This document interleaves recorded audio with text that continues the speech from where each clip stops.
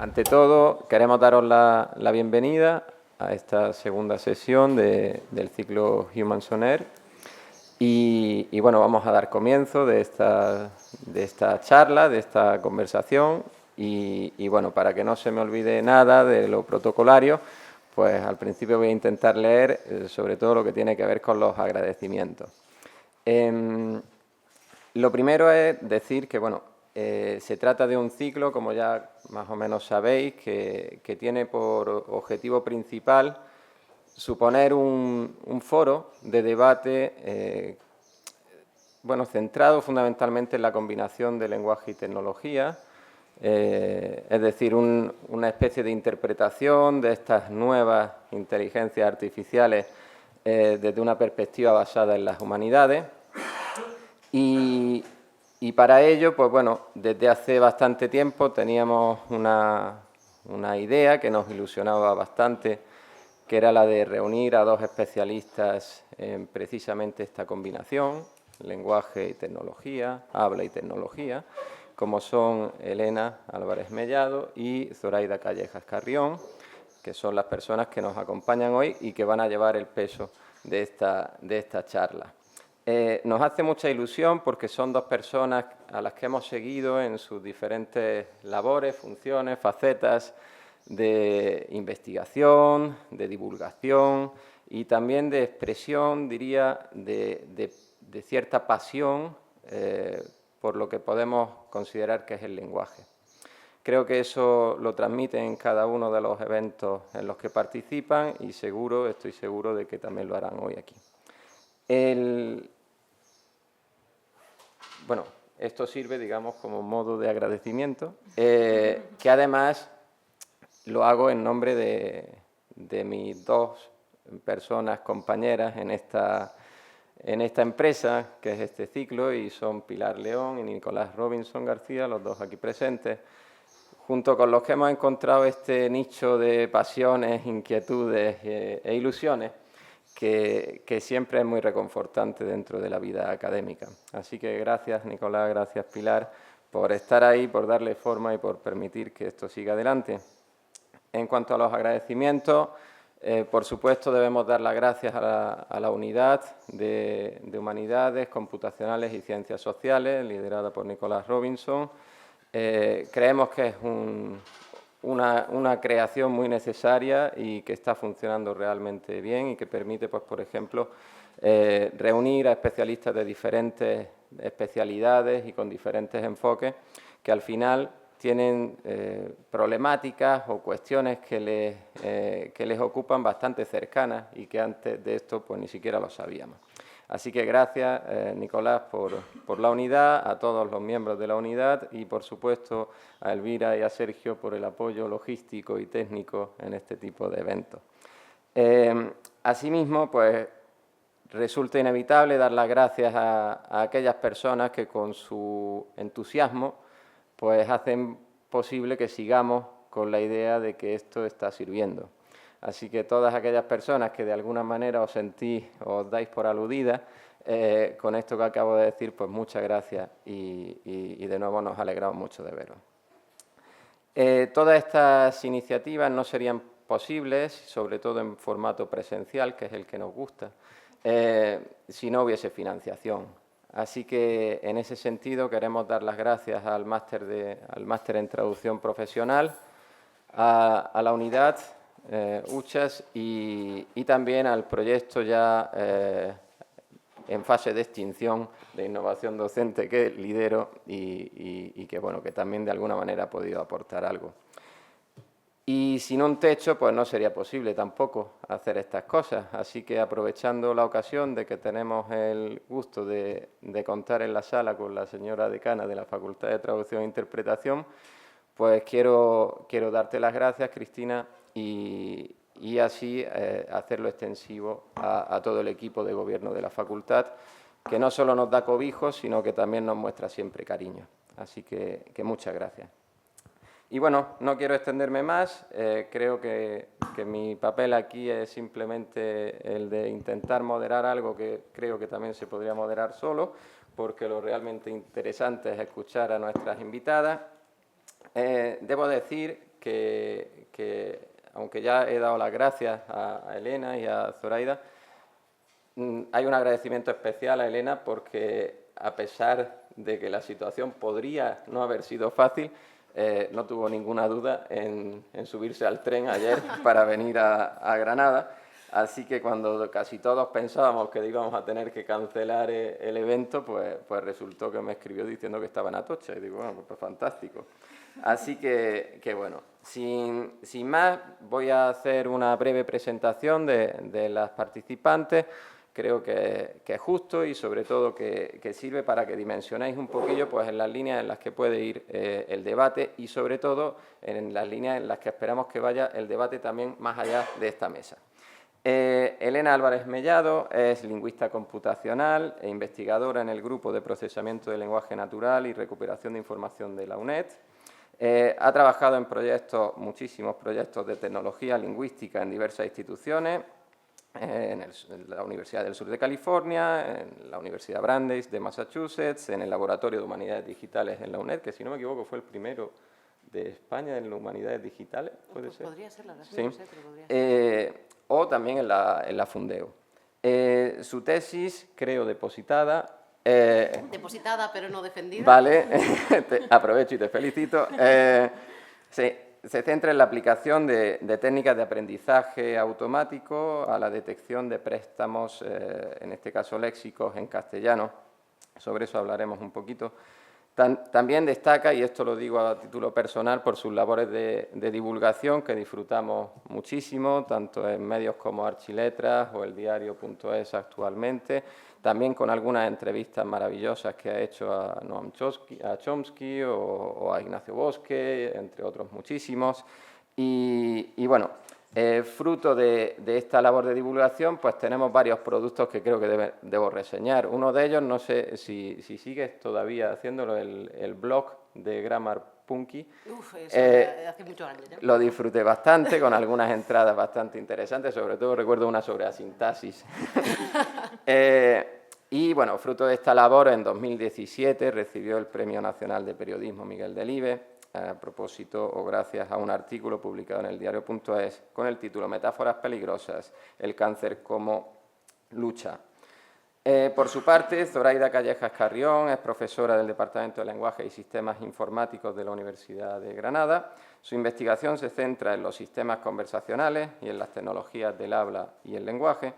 Actualmente coordina, y aquí empieza una serie de méritos que tengo que abreviar, la Red Española de Tecnologías de Habla, así como muchos proyectos de investigación sobre la generación de recursos para una inteligencia artificial conversacional, sobre todo en español y lenguas cooficiales. Este tema también saldrá durante la conversación porque creo que además lo compartís de alguna manera. También trabaja en diferentes proyectos dedicados al desarrollo de sistemas conversacionales más personalizados y confiables. Coordina la Cátedra de Radiotelevisión Española UGR, que se dedica, entre otras funciones, a la inteligencia artificial conversacional y sus aplicaciones en el ámbito de los medios de comunicación, desinformación, etc. Además, participa en diferentes proyectos europeos relacionados con la aplicación de las tecnologías del habla y del lenguaje.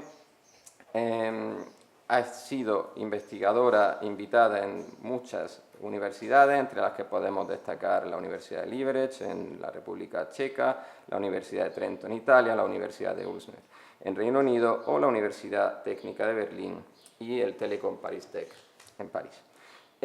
Bueno, esto es la presentación que creo que da buena cuenta de un poco el itinerario que han seguido, pero sobre todo de a lo que se dedican actualmente. No obstante, supongo que es de recibo y creo que también puede resultar fructífero pues partir de una primera pregunta que tenga que ver precisamente con las líneas de investigación que desarrolláis en la actualidad, es decir, a qué os estáis dedicando y de alguna manera a qué preguntas pretendéis dar respuesta. Dale. Bueno, muchas gracias, Benamí, por la presentación y también a ti, a Pilar, a Nicolás y a la Facultad de Traducción e Interpretación por invitarnos. Bueno, pues actualmente trabajamos, en mi grupo de investigación tenemos como dos líneas principales. Intentamos trabajar, por una parte, en hacer que los sistemas conversacionales funcionen mejor, que haya tecnología que cada vez sea capaz de procesar el lenguaje y entendernos mejor, y también generar respuestas que sean adecuadas a las preguntas de los usuarios. Entonces, hay distintas tecnologías que entran en juego, hay tecnologías de habla que lo que se centran es en cuando un usuario dice algo, transformarlo en texto para saber qué es lo que ha dicho, y luego tecnología del lenguaje, en lo que una vez que se sabe qué se ha dicho, se intenta entender qué significa para darle una respuesta. Entonces, tenemos algunas líneas de trabajo que son más técnicas para hacer pues, que esos sistemas funcionen mejor, o para generar recursos, por ejemplo, para que haya recursos en español y no solo la mayoría de los recursos conocemos que son en inglés y en otras lenguas. Y luego tenemos otra línea de trabajo que es la aplicación de este tipo de sistemas a dominios específicos. Es intentar llevar los sistemas conversacionales a aplicaciones que puedan ser útiles, sobre todo que tengan un impacto social. Entonces trabajamos, por ejemplo, en la promoción de la salud mental, de hábitos saludables, la detección de desinformación. Entonces, bueno, pues trabajamos como en esas dos grandes líneas. Por aquí, uy, ¿se me oye? Sí, ¿no? Vale. Bueno, primero, muchas gracias también por invitarnos, y muchas gracias a la Facultad de Traducción. Yo, en mi caso, como comentaba Benamí, justo acabo de terminar la tesis o estoy en proceso de terminarla, y el tema con el que me he casado los últimos 4 años es la detección de préstamos léxicos, en concreto en castellano. Las lenguas están en contacto, no os cuento nada que no sepáis, y uno de los puntos por los que la lengua cambia es la entrada de palabras nuevas que vienen de un idioma y entran a otro, ¿no? Quizá el caso que más vemos ahora mismo en castellano son anglicismos, pero en otro tiempo han sido préstamos del francés o del italiano, o según el dominio en el que estemos, ¿no? Y a mí lo que me interesa es ver si esos procesos de cambio lingüístico la observación de esos cambios lingüísticos se pueden hasta cierto punto automatizar, porque tradicionalmente ese estudio del léxico, esa observación, se ha registrado de una manera muy manual.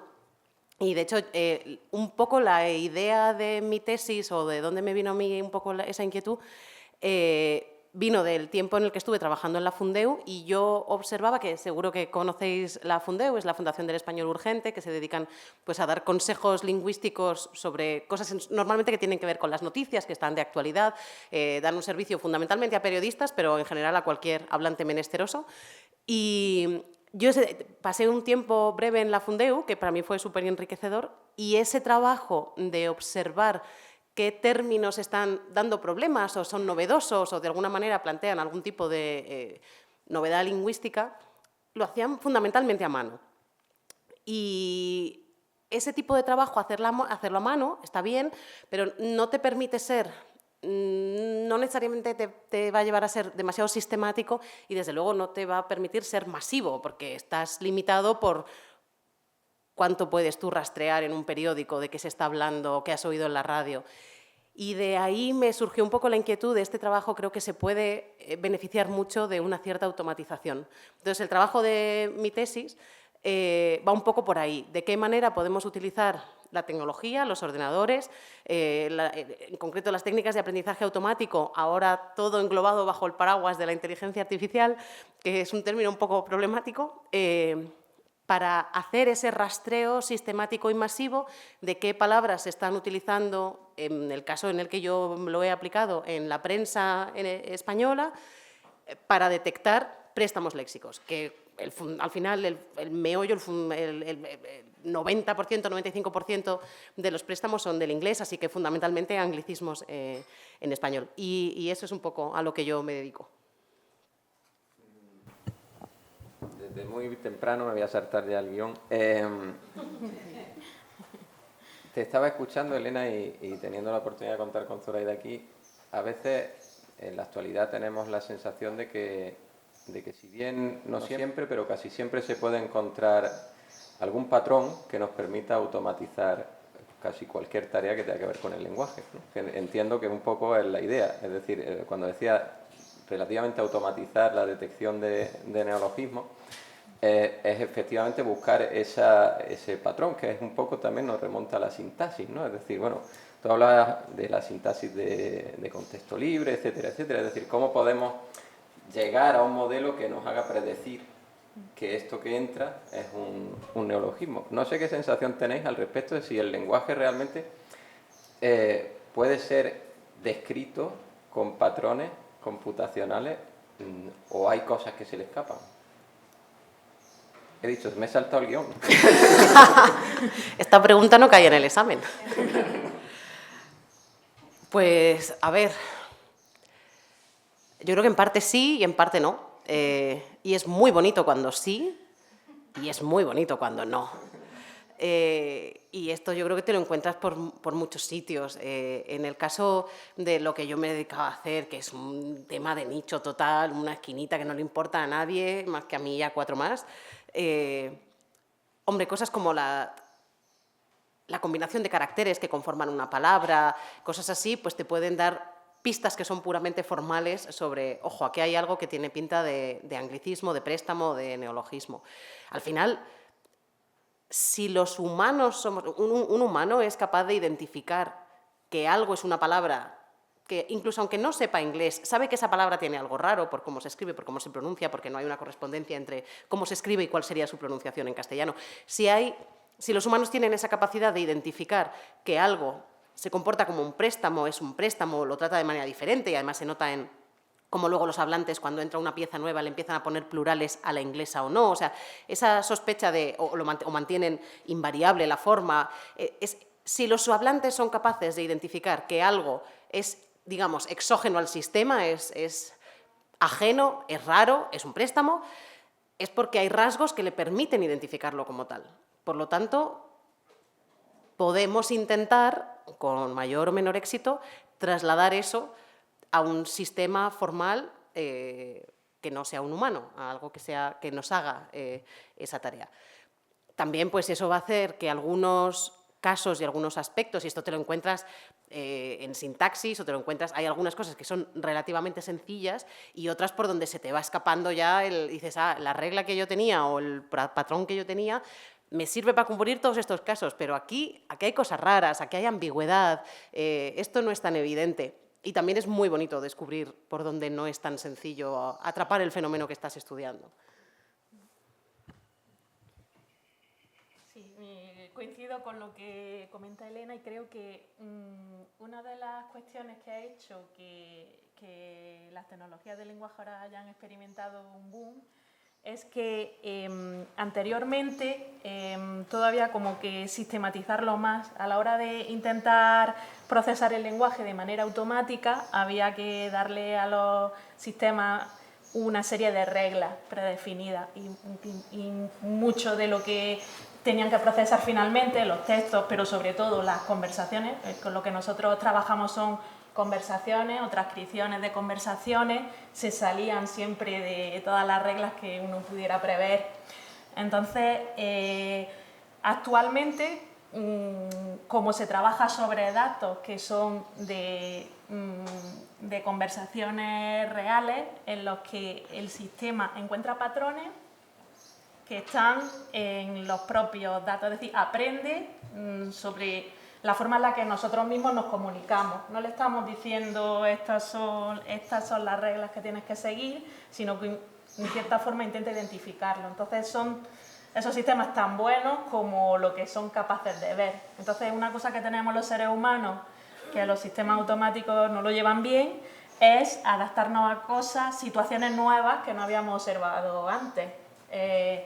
un sistema al final se va a tener que atener a lo que ya ha visto, aprende patrones sobre, pues, por ejemplo, los textos que ha leído, las conversaciones que ha observado, pero si de repente aparece una cuestión nueva, pues va a ser difícil que sobre la marcha sea capaz de obtener un buen resultado, mientras que los seres humanos somos bastante buenos en adaptarnos a esos cambios o a esas situaciones un poco inesperadas.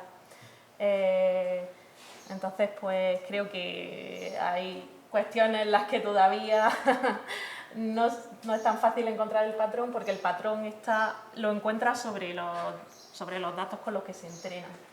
Entonces, el patrón va a ser tan bueno como los datos y nunca va a ser la realidad completa. Perdón, es que me estaba acordando, tengo un ejemplo, además de experiencia personal, de ver a una regla venirse abajo, de qué manera la regla que tú pensabas que era infalible, la lengua te sorprende porque se presta mal, ¿no?, a ser constreñida a ella. Hace unos años yo trabajaba en un proyecto en el que intentábamos buscar relaciones de causalidad en textos. Entonces, lo que buscábamos era, utilizando patrones, utilizando reglas, cosas del tipo, si A, entonces B, A es la causa de B, entonces, bueno, puede haber cosas más... Pues eso se presta mucho a ser reducido a reglas puras y duras. Entonces, si tienes algo como... la calle está mojada porque ha llovido, pues puedes identificar que ha llovido es la causa de que la calle esté mojada, ¿no? Otro patrón posible es, si llueve se moja la calle, ¿vale? Pues otra relación de causalidad. Las oraciones condicionales esconden causalidad. No estás tú muy contenta con tu regla de, si me encuentro un condicional, entonces puedo inferir que aquí hay una relación causal. Luego te encuentras con una frase del tipo, si tienes hambre hay croquetas en la cocina. Claro, tu hambre no es la causa de que aparezcan croquetas en la cocina, que sería una cosa fantástica, pero si te pones a pensar en términos lógicos, si aplicas la regla, esa sería una causalidad que podrías extraer. Y lo interesante del asunto es que, en principio, ningún humano competente en su idioma pensaría que eso es una relación de causalidad. Sabemos interpretarlo pragmáticamente de otra manera, que es, te estoy diciendo esto por si tienes hambre. Ese sí, el condicional te está dando otro tipo de información. Pero es que ese caso lo viví tal cual que dije, la regla de la causalidad es que esconde otras muchas cosas que no son causalidad, que se parecen mucho, es que sintácticamente es muy parecido, pero el significado no tiene nada que ver. Sí, recuerda un poco y parece positivo que se asemeje a algo que en otras áreas de la ciencia se aceptó hace muchísimos años, que es lo del tema de los paradigmas, ¿no? Es decir, un paradigma es válido en cierto contexto, pero en otro contexto deja de funcionar. Decíais, ¿no?, comentaba Zoraida, el hecho de que ahora se está experimentando un boom de estas tecnologías, Floridi se refiere a ellas como las nuevas IAs, y bueno, me gustaría saber vuestra opinión al respecto, es decir, en el caso de Zoraida, como comentábamos, una persona que lleva tiempo trabajando en las tecnologías, en la inteligencia artificial, que ha pasado por diferentes tipos de inteligencias artificiales, y Elena también, que lleva una experiencia importante en las tecnologías del lenguaje. Este boom, es decir, el contexto actual de irrupción masiva, de acelerada exposición a las herramientas basadas en aprendizaje automático, inteligencia artificial, etcétera, ¿es lo que esperabais o os sorprende de alguna manera? ¿Qué expectativas se pueden tener de cara a un futuro relativamente a corto o medio plazo? ¿Habrá un decaimiento? Es decir, ¿se estabilizará? ¿Pasará lo que Weiser decía, que las buenas tecnologías son aquellas que se vuelven invisibles? ¿O qué esperáis que suceda? Yo creo que continuará mejorando. Creo que gran parte de la mejora que ha habido está en la capacidad de procesar cada vez una cantidad mayor de información. Entonces no dependemos tanto, como comentaba, de unas reglas más estrictas, sino que se puede aprender un poco sobre los datos que manejamos. Cada vez somos capaces de recabar más datos y procesarlos. Y claro, anteriormente, como no nos entendían tan bien, o sea, ahora hablas con ChatGPT y como da la sensación de que te entiende y te responde algo que guarda relación con lo que le preguntaba, pues está habiendo está siendo como más fácil ver cuál puede ser la aplicación que tienen estos sistemas. Antes, cuando empezamos a trabajar en nuestro grupo en sistemas conversacionales, lo primero que tenías que hacer cuando iba a un congreso, por ejemplo, de inteligencia artificial, es decir, pues yo hago sistemas conversacionales porque creo que... Ya como que un poco motivar por qué te estabas dedicando a hacer ese tipo de sistemas, porque la gente dirá, bueno, vale, sí, interesante, pero... Y ahora ya el que no está en ese barco no está en el... Entonces, pues... Y es precisamente por eso, al final, el sistema lo que hace es representar las palabras como una representación matemática, que esa representación matemática cada vez es más fina porque hay más datos sobre los que se está calculando y bueno, pues una de las cosas que ha traído también es que estaba diciendo que hay mucha capacidad, por ejemplo, de cómputo para hacer esos cálculos que nos permiten obtener sistemas cada vez mejores, pero esa capacidad de cómputo no está al alcance de todos. Pues hace falta, por una parte, un hardware específico que no todo el mundo puede adquirir. Por eso ahora mismo los grandes modelos de lenguaje los están desarrollando sobre todo pues, las grandes compañías tecnológicas, porque, pues, por ejemplo, la Universidad de Granada pues, no puede adquirir la capacidad de cómputo que tiene Google, pero es que ni siquiera la Universidad de Granada, el Gobierno de España tampoco. Entonces, al final, eso también tiene esa contrapartida de que los que tengan la capacidad de procesar toda esa información van a ser los que desarrollen una tecnología que cada vez va a tener más aplicaciones. Entonces, pues muchos de los usos que actualmente se le están dando es usar esos modelos de una forma u otra, pues haciendo un prompting para que, no sé, pero al final estamos recurriendo a ese modelo que ya nos da ese actor, que es el único, digamos, que se puede pagar el desarrollar ese modelo grande. Y por otra parte también está el que el hacer esos cálculos tiene un coste también no solo económico, sino medioambiental, ¿no? Entonces, pues, está esa parte un poco más negativa y en la que tenemos que ver, pues, bueno, quiénes van a ser los actores y qué papel puede jugar cada uno. Y luego está la parte positiva de que existen muchas aplicaciones a las que hasta ahora no habíamos podido pensar porque no estaba la tecnología tan madura como para poder tener un sistema con el que realmente pues, se pudiera conversar y que te entendiese, ¿no? Entonces cada vez tenemos la posibilidad de hacer un análisis mejor del lenguaje para distintos tipos de aplicaciones que pueden estar al alcance de la mano de muchas personas sin tener el conocimiento técnico de entrenar el modelo, sino de utilizar el modelo en un dominio particular o para una tarea particular. Y entonces, pues eso también es un aspecto positivo de lo que se viene en el futuro. Yo, en mi caso, yo no esperaba, sobre todo lo de los últimos 5 años, es que ha sido demencial. Como persona haciendo una tesis, en ese lapso de tiempo no me ha ido demasiado bien, que todo estuviera cambiando tan rápido, la sensación de que hacías algo y de pronto lo que habías hecho 2 años antes parece ahora jurásico. Entonces, esa sensación, a mí, por favor, yo pensaba, por favor, que dejen ya una cosa quieta, me dicen lo que me tengo que estudiar, que es lo que tengo que ponerme a centrarme en ello, y tiro. Pero, por otro lado, es interesantísimo ver el desarrollo del campo, es que es en un lapso de tiempo cortísimo. Mucho más interesante asistir a esto que pensar, yo qué sé, llevar 30 años en un campo en el que nunca avanza nada. Entonces, es muy interesante. Soy nefasta haciendo predicciones en general, entonces no tengo ni idea por dónde nos va a llevar. A veces, no sé si cuando estoy más pesimista, o una de las cosas que a veces me inquieta es precisamente un horizonte más negativo pero por estancamiento. Es decir, hay tantas expectativas puestas y porque, vamos a ver, hasta hace unos años lo que estaba diciendo Zoraida de llegar a los congresos y tener que explicar por qué te dedicas a la parte conversacional, yo tengo la sensación de que también ha sido más global en cuanto a que hasta hace nada tenías que explicar qué eran las tecnologías del lenguaje o qué era la lingüística computacional. no solamente ha habido unos desarrollos bestiales que han venido dados por una serie de hitos y puntos de no retorno de avances tecnológicos, pero que además han ido de la mano con que han tenido un correlato social o han tenido...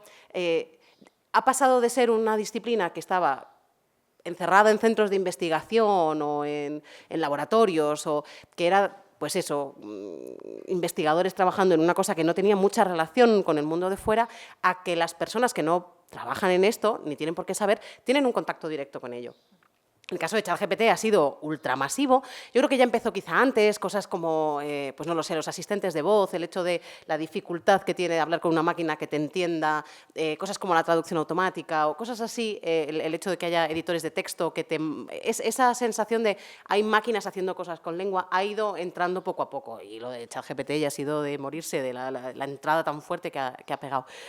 Entonces, digamos que ha sido un desarrollo tecnológico bestial que ha ido de la mano con un creciente interés social, porque eso permeaba luego en la sociedad y era utilizado por personas que no necesariamente tenían conocimiento del campo. Entonces ha ido generando unas expectativas cada vez mayores. En los últimos 2 o 3 años ha sido ya exagerada la presencia de la inteligencia artificial por todos sitios.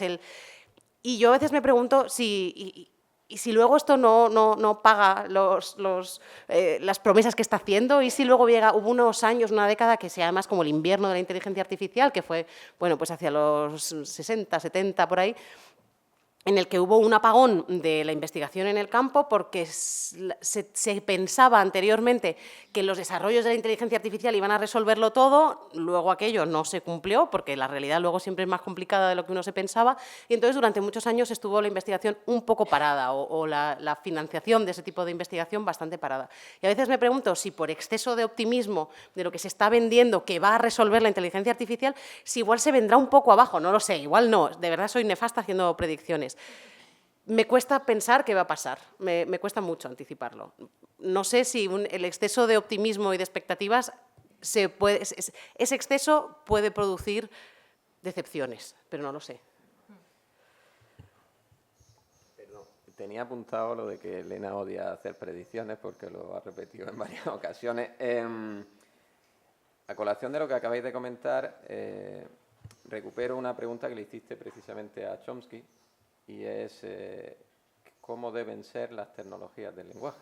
Es decir, ya dado el contexto actual sobre el que habéis hablado y trabajando en ellas, ¿cómo son o sobre todo cómo creéis que deben ser las tecnologías del lenguaje? Y vuelvo a pedir disculpas por saltarme un poco lo previsto. Un poco al hilo de tu pregunta respecto a lo que decía Elena, nos ha pasado que al trabajar en proyectos de transferencia, cuando vienen y dicen quiero tener un sistema, y hemos trabajado para empresas, para entidades públicas, nos hemos encontrado con que nos han pedido a veces un sistema conversacional para resolver una tarea que no hacía falta un sistema conversacional. A veces dicen, no, es que quiero un chatbot, ya, pero que a lo mejor para tu problema específico no hacía falta el chatbot, ¿no?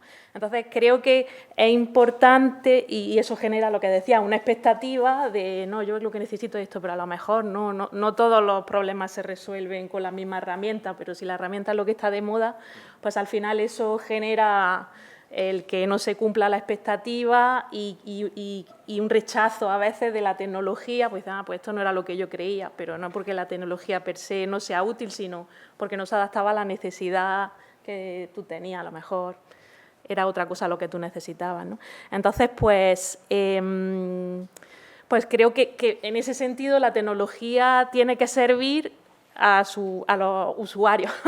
Entonces, hay que ver cuáles son tiene que suplir una necesidad que exista por parte de los usuarios.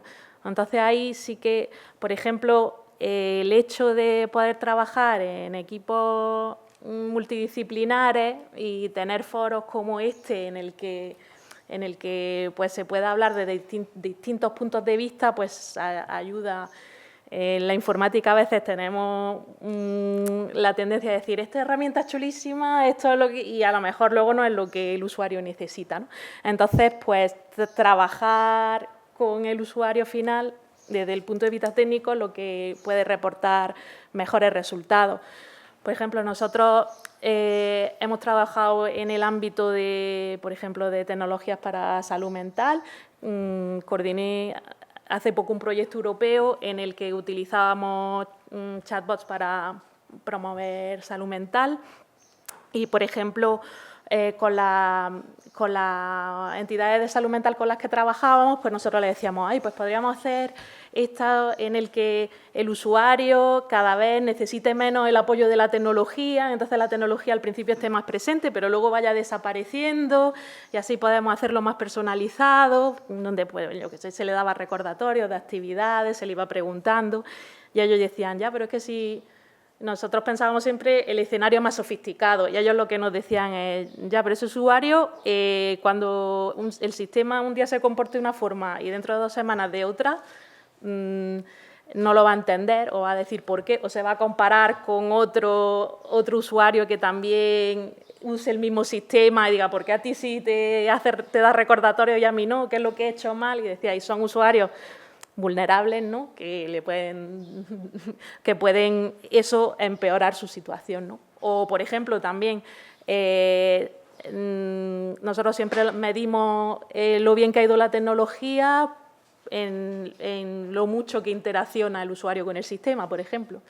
Y a veces, pues, como en el caso de los sistemas para salud mental, lo que tiene el objetivo final es que el usuario no necesite el apoyo. Y entonces no hay que medir lo mucho que interactúa, sino lo poco que necesita el sistema, y es justo lo contrario, ¿no? Pero eso no se puede ver si no trabaja con el usuario final. Entonces, todo lo que sea co-crear, tener esta perspectiva multidisciplinar, creo que es lo que ayuda a implementar sistemas que sean útiles. Entonces, creo que el uso que se dé de la tecnología o la buena tecnología del lenguaje será lo que sea bueno para el usuario que la vaya a utilizar, que será diferente para distintos tipos de usuarios. En el caso de la tecnología lingüística, claro, a mí como lingüista una de las cosas sobre las que sí que pienso mucho es, o sea, no sé cómo debería ser la tecnología del lenguaje, pero para que sea satisfactoria no es válido, creo, o honesto decir que algo funciona si solo funciona para el inglés. Y en general toda esta tecnología está hipercentrada, o sea, hay una hipertrofia del inglés que yo entiendo de dónde viene, también porque es una lengua que está ultra presente por todos sitios, ultra presente en Internet, tenemos datos por un tubo, entonces, claro, y aparte vivimos en el mundo en el que vivimos, entonces el sesgo está claro de dónde viene. Pero claro, eso también hace que haya un desequilibrio o una asimetría con otras lenguas y no, ni siquiera entro en que sí, porque el español tiene menos recursos, menos tales, es que ya ni empezamos a hablar de lenguas mucho más pequeñas, que tienen mucha menor presencia en Internet, de textos, y que puede haber además una falta de correspondencia entre el número de hablantes que tiene una lengua y cuánto de presente está en Internet. Entonces te encuentras con lenguas con millones de hablantes que tienen muchos menos datos disponibles y por lo tanto, bueno, pues todos estos sistemas que siguen teniendo unas capacidades que son asombrosas, bueno, funcionan de una manera peor y son menos satisfactorias en cuanto te sales del inglés. También, además, hay una derivada cultural interesante, que es que si has entrenado estos modelos en texto fundamentalmente en inglés, van a tener no solo una sobrerepresentación lingüística del inglés, sino también cultural del mundo angloparlante. Y claro, a mí me suele interesar mucho la parte puramente lingüística de qué es lo que está pasando con la lengua en estos bichos, pero eso también hace que el tipo de respuestas que te puedan dar si estás interaccionando con algo tipo un chatbot o un gran modelo de lenguaje en modo chat, es que su representación de palabras y de conceptos a través de los textos que han visto está culturalmente muy sesgado hacia un lado. Entonces, sí, hombre, la tecnología lingüística debería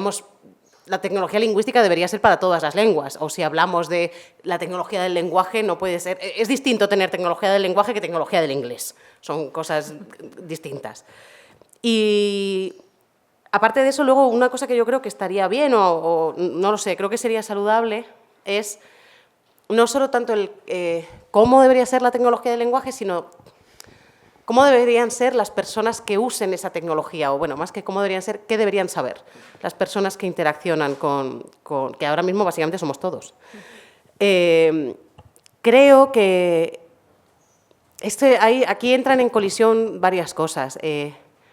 Saber cómo funcionan estos cachivaches creo que les quita un cierto misticismo, dentro de que son fascinantes, o sea, de verdad, a mí me gustan, pero también pasa una cosa, que es que mucho de la información que nos viene sobre los modelos de lenguaje, en general sobre todo el campo, muchas veces el actor principal que media y que nos da la información son las propias empresas que los producen. Entonces, ¿qué te van a decir? ¿Esto es una escopeta de feria y falla que no veas? No, hombre, no. Y de verdad que son interesantes, me parecen útiles, no, en ningún caso lo demonizo. Pero estaría bien que bien fueran más transparentes sobre lo que pueden y no pueden hacer, o sobre cómo funcionan, y yo creo que para el público general, para todo el mundo, nos beneficiaríamos mucho de tener unos rudimentos de qué está pasando por ahí dentro, de cómo funcionan, de qué se les puede pedir, qué no, a ser quizá escépticos cuando hace falta ser escépticos,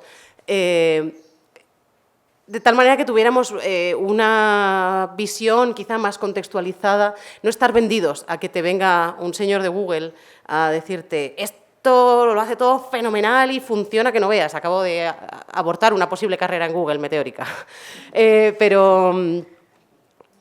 Entonces sí, creo que nos beneficiaríamos todos de tener más información. Además, también hay cosas muy cuestionables que, yo qué sé, incluso cuando se evalúan estos modelos de lenguaje, se les ha puesto a hacer no sé qué tarea y es que sacan unas puntuaciones en tal examen que son mucho mejor que cualquier humano. Entonces, eso puede ser una cuestión. La evaluación de estos modelos es un tema interesantísimo, hay mogollón de gente trabajando en el tema, yo no. Entonces, coger con pinzas cualquier cosa que yo diga, pero si resulta que estos bichos se han bebido todo Internet y resulta que los exámenes que les estamos dando para evaluarlos estaban dentro de todo ese Internet que se han bebido, también eso pone en tela de juicio todas las evaluaciones que estamos haciendo. Porque si resulta que yo estoy evaluando al modelo sobre un examen que vio cuando se le estaba creando, cuando se le estaba entrenando, lo que estás haciendo no es que sepa mucho el modelo y es buenísimo resolviendo esta tarea, es que ya vio el examen antes, es que el examen se lo diste cuando lo estabas creando.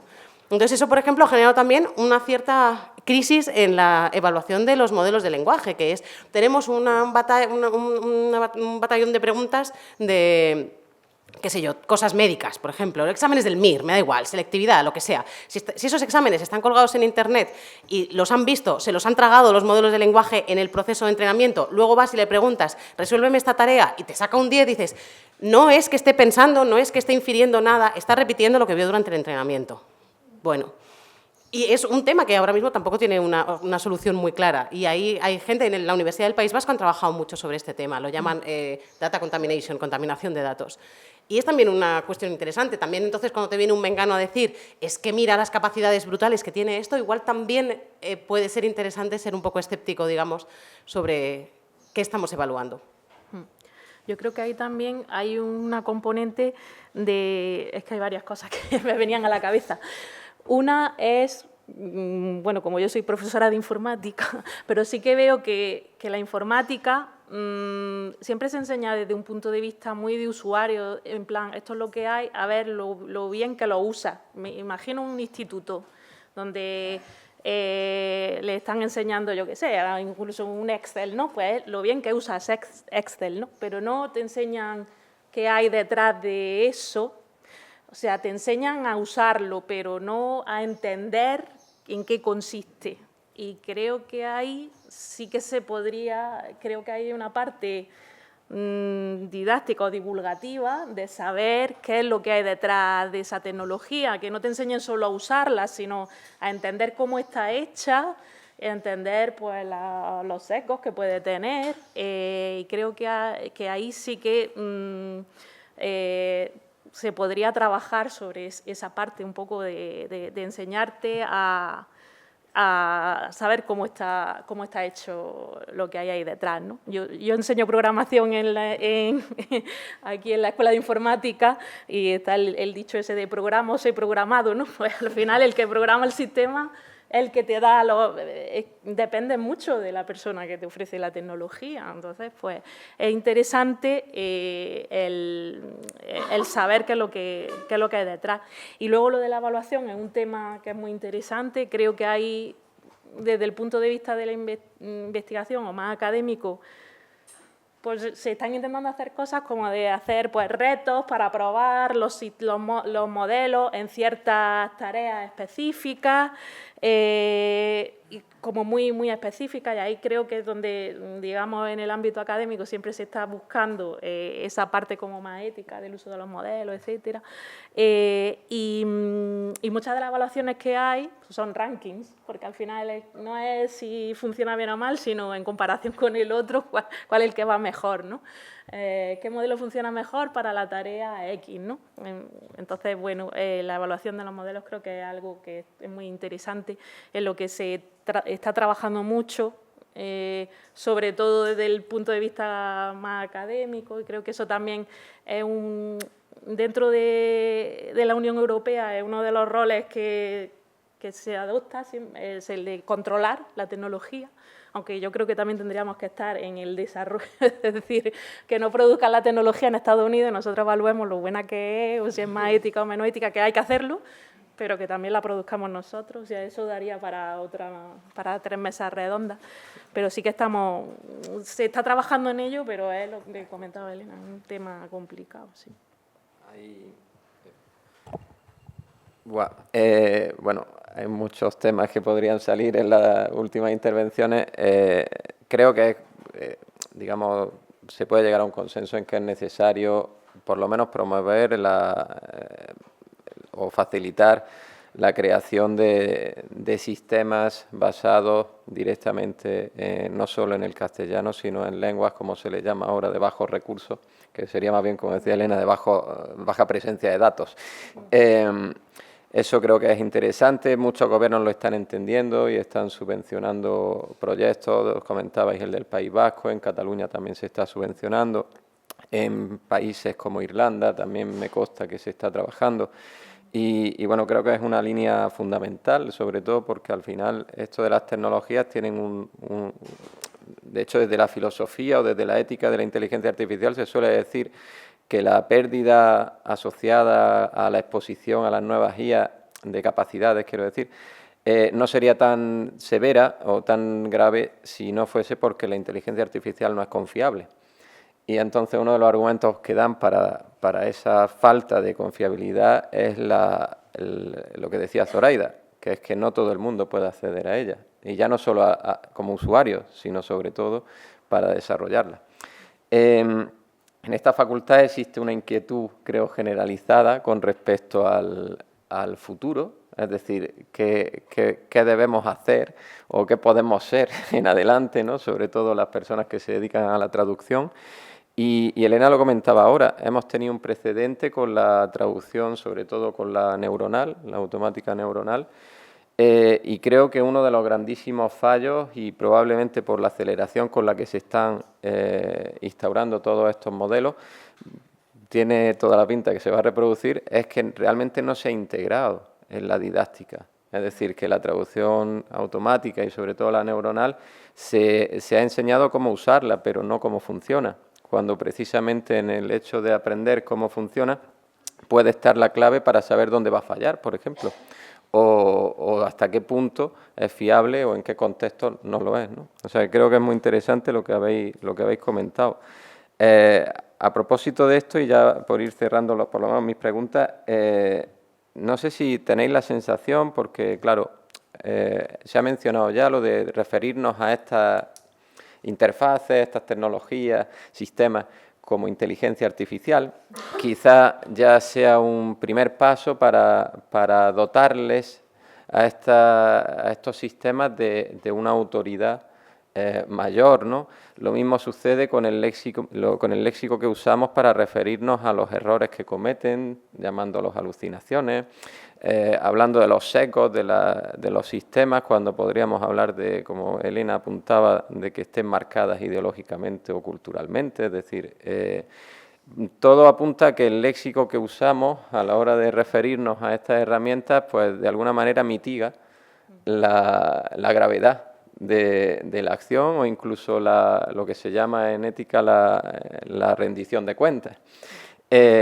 No sé cómo lo veis, no sé si creéis que esta forma de relacionarse con el lenguaje, ¿no? con los dispositivos, con las tecnologías, puede hacer que las veamos con un grado de autoridad mayor, de mayor confiabilidad y de alguna manera olvidemos que son sistemas que no son 100% fiables y que no son siempre ni siquiera fidedignos, es decir, son verosímiles.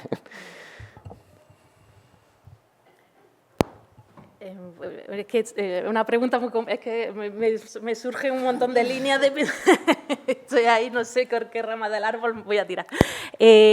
Sí, hay muchas cosas en lo que comentas que son importantes. Una es que, a ver, la tecnología la desarrolla alguien, entonces que también tiene unos intereses que hay que ver. Por ejemplo, en el caso de ChatGPT o Gemini, no sé, por ejemplo, un caso muy paradigmático, el de Gemini, cuando sacaron el modelo en Google, todos estos modelos se le intenta quitar esa parte, pues, no sé, de que al final se han entrenado con Internet. En Internet puede haber, por ejemplo, comentarios racistas, el modelo puede aprender y expresarse de una forma racista. Entonces, luego hay un proceso que, por otra parte, se hace de forma bastante manual, de revisar los posibles sesgos que pueda tener el sistema para intentar quitarlos. Y entonces, pues por ejemplo, me acuerdo que estuvo muy presente en la prensa el modelo, en este caso era de generación de imágenes, que le decías, pues, un soldado nazi y salía un soldado nazi negro o chino, o porque habían intentado que cuando tú dijese una profesión, pues salieran imágenes de todas las razas, pero claro, hay un contexto en el que no es adecuado que saliera así. Entonces, un poco intentar hacer que el sistema no tuviera ese sesgo, pues es una decisión que se tomó en la empresa a la hora de sacar el modelo y de quitarlo. También se podría haber tomado la decisión de no trabajarlo. Entonces, depende de cómo se haga esa limpieza de cómo trabaja el modelo, pues habrá unos resultados u otros. También, bueno, ese era uno de los puntos que creo que es importante, el saber lo que hay detrás. También por ejemplo, existen muchas personas que están trabajando para los modelos de inteligencia artificial leyendo o viendo imágenes o vídeos que son súper explícitos, muy violentos, porque todo eso se trabaja a la hora de intentar quitar toda esa información y eso también está provocando otros problemas con estos trabajadores, ¿no? Pero lo que comentaba eso, que igual que ahora se está intentando poner esa salvaguarda y el intentar hacer que los modelos no tengan ese tipo de respuestas o generen ese tipo de imágenes, pues eso es algo que se está trabajando el que desarrolla la tecnología. Se podría decidir que no, o se podría decidir que se diera otro tipo de respuesta. Y luego, por otra parte, respecto a lo que decías de a quién es el responsable cuando un sistema da una respuesta, si por ejemplo, los sistemas se utilizan para tomar decisiones, luego esa decisión, ¿quién se hace responsable de las consecuencias de esa decisión? Entonces, digamos que hemos transicionado desde un modelo en el que todo era muy predecible porque estaba basado en reglas, entonces cuando el sistema respondía a algo, tú sabías qué regla había aplicado y entonces un poco el razonamiento que había seguido. Y ahora mismo pues como una caja negra en el que a partir de una cosa que le dices te responde otra y no sabes muy bien en medio qué es lo que ha pasado, ¿no? Entonces hay que trabajar más en la explicabilidad de los modelos. Y siempre que se vaya a utilizar un modelo para que en un contexto en el que se vaya a tomar una decisión basada en la respuesta del modelo, pues tendrá que haber una persona que se responsabilice de esa decisión. Es decir, nunca debería ser el modelo el que tome la decisión, sino que se puede utilizar de ayuda, si se quiere, pero tiene que haber alguien que sea el que luego pueda hacerse responsable de lo que se haya decidido con este tipo de modelos, ¿no? Entonces, pues, bueno, ahí hay muchas cuestiones que son interesantes. Sí, a mí me parece que uno de los problemas que hay es un problema de metáforas, como casi todo en la vida por otro lado, que es un poco un problema de metáforas. En realidad, muchos de los términos que utilizamos dentro del ámbito, yo entiendo que tienen una explicación histórica, pero a veces pienso si no ayudan mucho a hacerse una idea desde fuera de qué va el gremio o qué está pasando. El término inteligencia artificial en sí mismo me parece un problema, porque inteligencia es una palabra que tiene un significado muy contundente y que nos hace adjudicarle capacidades humanas e intencionalidad también a cosas que por cómo funciona en realidad no la tienen. O sea, hemos decidido además, ¿qué consideramos inteligencia artificial y qué no? Incluso es cuestionable. Hemos decidido que reconocer caras en fotos o traducir automáticamente es una forma de inteligencia artificial y la calculadora Casio que hace multiplicaciones de muchas cifras que yo no sería capaz de hacer rápidamente, eso no es inteligencia artificial. ¿Quién va a considerar que la calculadora Casio de botones gordos es inteligencia artificial? Entonces, ¿por qué hay hay tareas que consideramos como cognitivamente exigentes, superiores, las englobamos dentro de inteligencia artificial y el concepto de inteligencia está tremendamente cargado? Y encima, en la interfaz que más se ha difundido desde 2022 hasta ahora es conversacional y nos encontramos con algo con lo que podemos conversar y en nuestra experiencia humana los únicos entes con los que podemos conversar y los únicos entes que tienen un dominio de la lengua tal son los humanos. Entonces, tengo la sensación de que todo eso es una especie de tormenta perfecta que nos lleva irremediablemente a antropomorfizar algo que es un dispositivo y que es un programa y que nos hace pensar. Y yo lo entiendo, porque es que hablas con ellos y son fascinantes, incluso hablar con ellos es cuestionable, no estás hablando realmente, pero bueno, vamos a hacer ese abuso.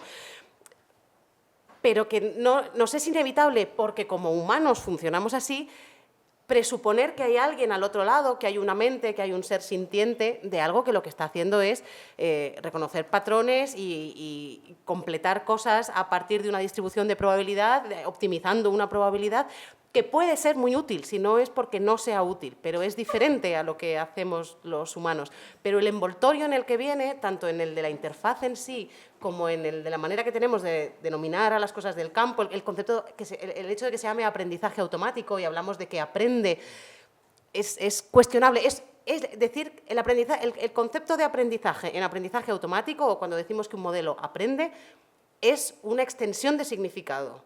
Es una aplicación a una cosa muy concreta, a que hay unos pesos y unas probabilidades que se ajustan y a eso lo llamamos aprender.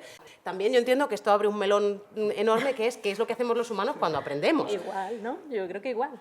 Yo no sé si igual, o intentaría mantener una cierta frontera higiénica, que no vayamos a atribuirle todo el pack que incluye la palabra, todo el pack no sé, contextual o de significado que tiene la palabra aprendizaje o inteligencia, lo vayamos a proyectar, todo ese equipaje se lo proyectemos a algo que es de silicio, no de carbono como nosotros, y que necesariamente hay diferencias. No, luego salen noticias de estas de el ingeniero aquel de Google que salió diciendo que no sé si era con Gemini o con qué, que tenía consciencia y que era un ser sintiente y tal. Claro, tú te coges de hombres como diciendo, este mengano, yo lo comparto plenamente, pero el problema es que si tú estás expuesto a ese discurso de esto que aprende, esto que es inteligente, es posible que le puedas a dar más validez que si sabes cómo funciona, que es como ese es tu caso, ¿no? Entonces, sí, a mí creo que hay una parte de la interfaz de la cosa, cómo sea la penetración que ha tenido en la sociedad civil, digamos, y la manera que tenemos de hablar de ella, en la que un especialista es capaz de distinguir qué cosa es inteligente o qué no, o que algo es un abuso del lenguaje o una extensión del significado, pero una persona que venga de fuera, yo creo que va a proyectar toda esa antropomorfización en algo que yo creo que no deberíamos verlo así, porque eso te evita que lo cojas con escepticismo, que digas, uy, esto está fallando, que le demos que lo consideremos un oráculo, que vas a la máquina y dices, la máquina ha dicho no sé qué, por lo tanto debe ser cierto. Y dices, igual la máquina, cógelo con pinzas. A veces me preocupa un poco eso. Pero yo creo que también, fuera de lo que es la inteligencia artificial, es que los humanos en general humanizamos muchas cosas, ¿no? Humanizamos la rumba, que dice, cuando va y dice, ya se ha cabreado, mira. Y luego hay estudios como, por ejemplo, que en un ordenador, pero de lo antiguo, ¿no? Sin inteligencia artificial, tú tenías un software y usabas el software en ese ordenador y luego te salía un cuestionario de lo bien que te había parecido, pues se estudió que la gente daba mejor nota si el cuestionario era en el mismo ordenador en el que había hecho la prueba, que si es como si tú me dices, ¿qué te ha parecido la mesa redonda? Yo te diré cosas mejor a ti, delante de ti, que a lo mejor si me preguntara otra persona, aunque en este caso no, porque la mesa es perfecta, pero descubrieron que igual pasaba con los ordenadores, que si el software te decía, ¿qué te ha parecido este software? El mismo ordenador en el que lo habías probado, la respuesta era más positiva que si la encuesta la hacías en otra, ¿no? Y luego una cosa que nosotros vemos mucho cuando desarrollamos los chatbots es que todo el mundo dice hola.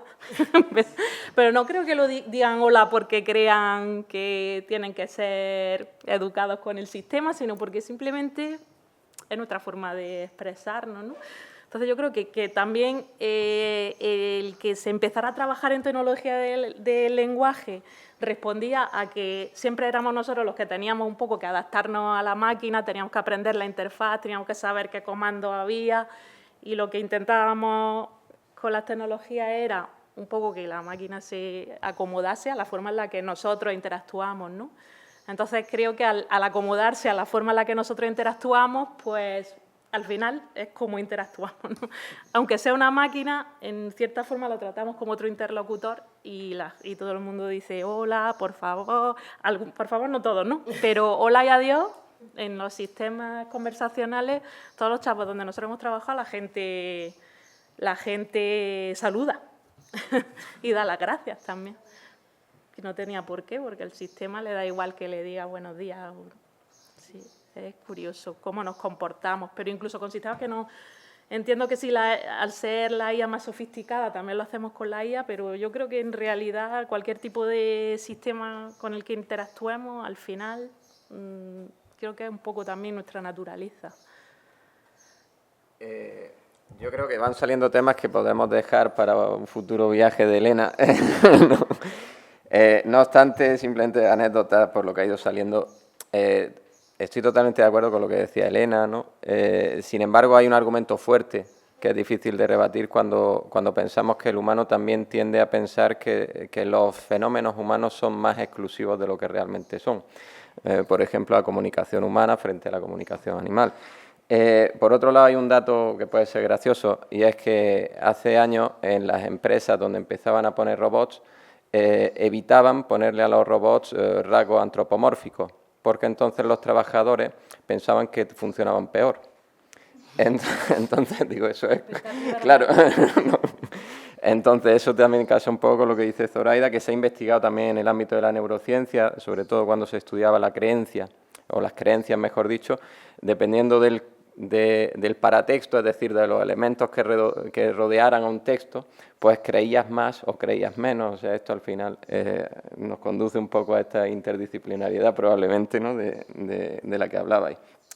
Por último, y ya damos turno a las preguntas, os voy a hacer una pregunta que creo que estaría bien responder de forma breve, porque si podéis matizar, a lo mejor os da pie a ser más ambigua. Como personas que, como habéis demostrado y demostráis a diario, os sumergís en las profundidades del habla, del lenguaje, con diferentes fines, ya sea de simular, de emular, de reproducir el lenguaje. Una vez que estáis ahí, es decir, una vez que lo veis desde dentro, por así decirlo, lo intentáis, ¿creéis que es tan fascinante como parecía? El lenguaje. Sí. Para mí sí, sí. Cada vez que conforme más nos adentramos, más bonito me parece. La verdad que sí. No, a mí no, a mí el lenguaje me parece un rollo, no, es broma. No, sí, a mí me flipa. Me encanta, o sea, a mí me gustan las dos partes. La parte de la tecnología para estudiar el lenguaje me obliga a mirar la lengua desde un punto de vista que como hablante y ni siquiera como lingüista me hubiera planteado. Y eso es maravilloso. Y me alucina también el ver a la tecnología e intentar bregar con lo que nosotros bregamos de forma natural. Y es interesantísimo. Somos, quitando grandes modelos de lenguaje de por medio, somos la única cosa en el universo que tiene una competencia lingüística como la nuestra. Y estamos teniendo muchos problemas para replicarlo y sigue siendo un desafío enorme. Y es alucinante. Es que no sé, o sea, ¿habéis visto la peli de Matrix? Cuando hay un momento que cogen a Neo y le ponen el pincho aquí detrás y le dicen, ahora ya sé taekwondo, ¿no? Eso es básicamente el lenguaje, que es la capacidad de meterte en la mente de otra persona y producirle una idea. Es increíble, es increíble. Y llevamos todo el siglo XX o la mitad, desde buena parte del siglo XX y hasta ahora, en el fondo es intentar ver si esto es de verdad una característica que es exclusiva nuestra o no, y engancha con todos los experimentos que se han hecho con lenguaje animal y con simios y con cosas así. Y en realidad esta es la otra derivada de esas mismas inquietudes, que es si esto es algo que es solo nuestro o si es algo que podemos reproducir fuera de nosotros. Es alucinante. Para mí no hay un tema más... Bueno, me interesan muchas cosas, no es que sea solamente el lenguaje, pero me parece una cosa fascinante que, vamos, en absoluto pienso, pues ahora que me he metido en esto, va, chasco. No, para nada. Pues, si os parece, abrimos el turno de preguntas y yo ya paso a plano invisible. Plano invisible. Perdón, es más, entre que llega el micro y no. De hecho, es que diría que de lo que estamos viviendo ahora es, hasta cierto punto, una implementación, un caso práctico de alguno de los grandes debates del siglo XX, sobre cuánto del lenguaje tenemos que suponer que es innato a nosotros, que es inherente, que viene de serie ya en nuestro cerebro y que es, exacto, la aproximación innatista total frente a, bueno, tenemos un contraejemplo, que es, tenemos unos bichos que no tienen, sabemos, esa cosa inherente, innata, pero que a fuerza de ver ejemplos a lo bestia, acaban adquiriendo algo que se parece a una competencia lingüística que si no es la nuestra se le parece muchísimo. Entonces, es que es todo el debate de la lingüística del siglo XX, ¡pum!, en tu cara un caso práctico empírico en el año 2022 de nuestro Señor. ¡Jo!, es brutal. ¿Hay preguntas? ¿Alguien que quiera intervenir? Sí, pues vale, vamos por aquí. Cristina primero. Bueno, yo quiero daros las gracias por esta charla, a Benamí, a Pilar por la organización y a vosotras, Zoraida y a Elena. A mí me ha parecido fascinante y al principio, sobre todo, mi pregunta va para ti, Elena. Hay un texto que yo, recurrentemente, me gusta volver a él, que es de Juan Antonio Marina, el filósofo, que es La selva del lenguaje. Uy, se me oye muchísimo. Ese texto sirve para reflexionar eso, en la selva, en la que tú, por ejemplo, me imagino tu diario. El lenguaje no es algo como intentaron los positivistas en literatura, que fracasaron en corsetar la literatura, porque la literatura es algo vivo, es algo que se mueve, que además fluctúa y es un valor. La lengua, el lenguaje es igual, es algo vivo, posiblemente lo más vivo que tenemos, y está en continuo cambio. Tú lo contabas en tu experiencia en la Fondeu. Y además, ¿cómo se organiza el lenguaje? ¿Desde qué punto de vista? Desde gramática, sintaxis, morfología, la comunicación, la pragmática y la hermenéutica. Es decir, no nos podemos quedar simplemente en la forma, que sería lo fácil. Tú hablabas en esas relaciones causales, en esas relaciones sistemáticas que son fáciles de corsetar. ¿Por qué el ejemplo de las croquetas? Porque ahí está la pragmática, ¿no? Entonces, a mí me gustaría saber tu método, cuando te metes, ¿no?, en esta selva del lenguaje, bueno, pues para trabajar y sistematizar un poquito, pues cómo es eso, cómo movernos ya dentro de un modelo que sí es más positivista, más aplicable a la lingüística, a la literatura. Estoy convencida, y de hecho fracasó el positivismo en literatura. ¿Y cómo es? Bueno, un poquito, a lo mejor es una pregunta un poco grande, pero me ha gustado mucho. A ver si sé dar una respuesta que tenga medio sentido. ¿Cuál es el método? Me tiro a la piscina y braceo para intentar no ahogarme. Es un poco el método. Como lingüista, igual, toda la complejidad que señalabas, como lingüista igual puede resultar un poco insatisfactorio el cómo funcionan muchos de estos proyectos, porque en realidad, desde el punto de vista ingenieril, que es una cosa que domina en este campo, digamos que todos estos avances han venido más por la ingeniería y la lingüística ha sido algo, bueno, accesorio o auxiliar al tema. Lo que entendemos es, entran palabras, salen palabras. Tú tienes un modelo y entran textos, salen textos, o entran textos, salen palabras, o entran textos y sale un análisis, cosas así, ¿no? Que es muy diferente al lenguaje como acto social que entendemos que hacemos los humanos cuando nos comunicamos. Respecto a cómo funciona concretamente en lo que yo he estado trabajando, esto es recopilar un corpus enorme o todo lo enorme que puedas manejar y hacer tú a mano el proceso que luego vas a querer que replique la máquina, sabiendo que la calidad de lo que le des va a determinar la calidad de la salida. Entonces, eso quiere decir que tienes que ser, y además aquí que trabajáis mucho en lingüística de corpus, tienes que ser muy consciente de la distribución que tiene, la distribución de los fenómenos lingüísticos dentro del corpus. Entonces, si yo en mi caso, qué sé yo, es una tontería, pero si yo en mi caso estoy queriendo detectar anglicismos, lo que necesito es un corpus que me voy a revisar yo a mano, pim pam, a la búsqueda de anglicismos.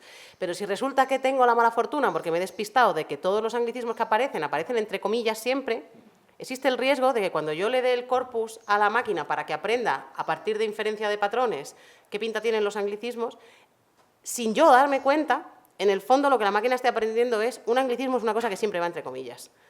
Lo cual es un problema, porque, bueno, igual te vale para algún caso, eso también luego depende de cuál vaya a ser el ámbito de aplicación. Entonces, a mí esa parte de recopilación de los datos, de la creación del corpus y tal, la verdad es que me interesa porque te lleva a pensar cuáles son los fenómenos, te hace pensar de una manera muy profunda en el fenómeno que estás intentando representar y cuál es toda la variedad en la que te lo puedes encontrar. Y que no solamente te interesa el caso más frecuente. Sí, vale, igual el caso más frecuente tiene comillas, pero sería ridículo decir que tienes, y sería algo que uno no podría cacarear, tengo un detector de anglicismos perfecto, oye, míralo bien y evalúalo bien, porque igual lo que tienes es un reconocedor de cosas que están entre comillas.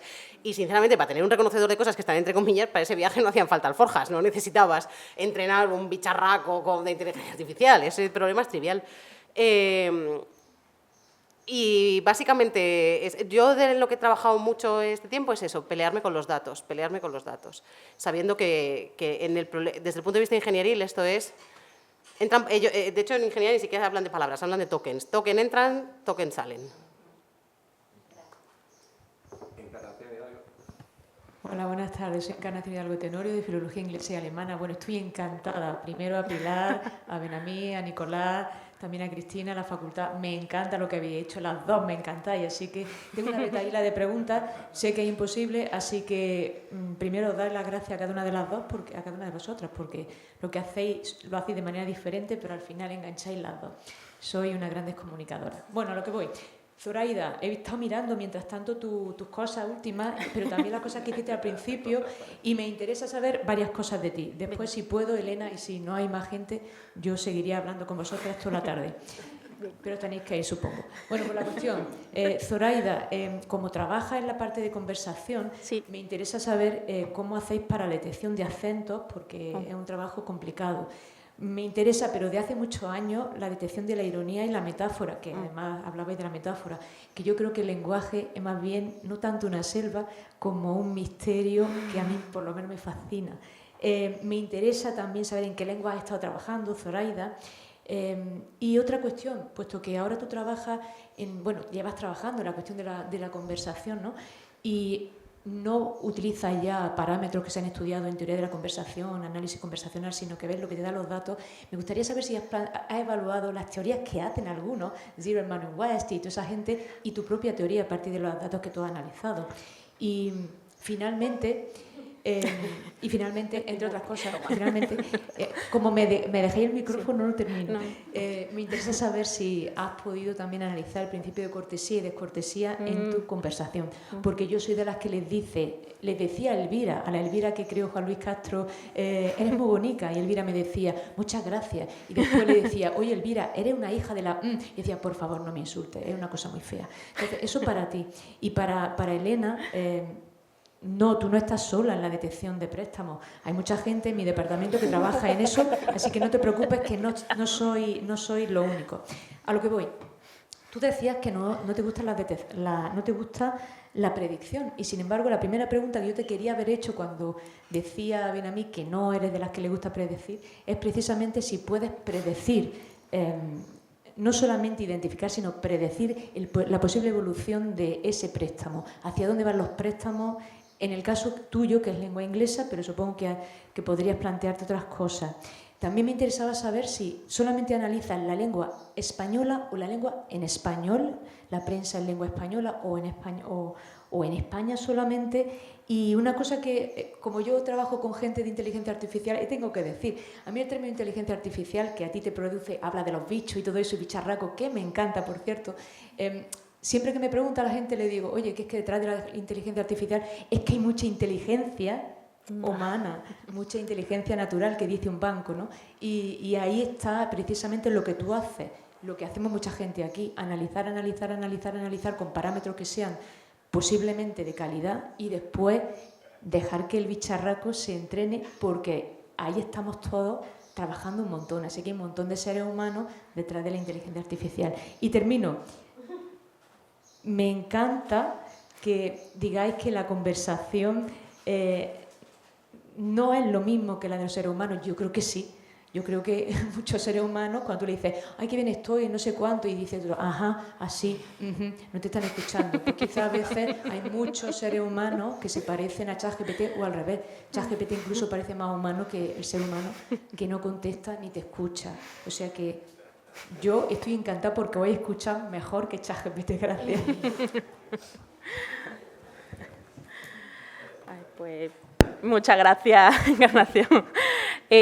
La verdad es que en la parte de conversación hay muchas cuestiones que no están presentes cuando se analiza solo texto. Sí, no es lo mismo analizar un texto escrito que una conversación, y si además la conversación no es tipo chat por escrito, sino que es hablada, en la conversación oral, hay muchos otros fenómenos que no se dan y que nosotros procesamos, porque de ahí se puede sacar muchísima información que dice mucho. Por ejemplo, una cuestión que es muy difícil de hacer de forma automática es que el sistema sepa cuándo le toca el turno.